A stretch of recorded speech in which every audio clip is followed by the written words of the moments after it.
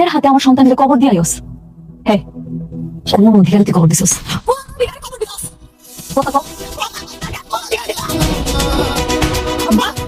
তুমি কি এখন আর কিছু কইবা না?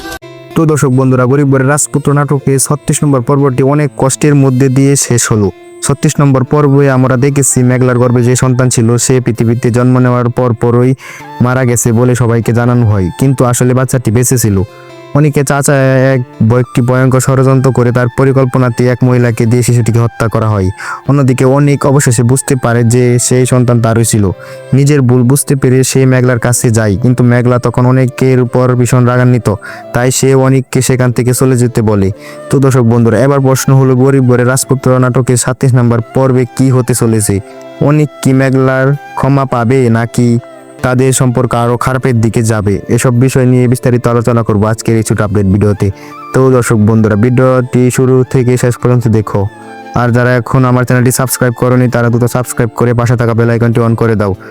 গরিব ঘরের রাজপুত্র নাটকে 37 নম্বর পর্বটি আগামী মঙ্গলবার দুপুর 12টায় কারোহিম ইউটিউব চ্যানেলে আপলোড করা হবে। তো এটাই ছিল আজকে ছোট আপডেট। সবাই ভালো থেকো, সুস্থ থেকো, আল্লাহ হাফেজ।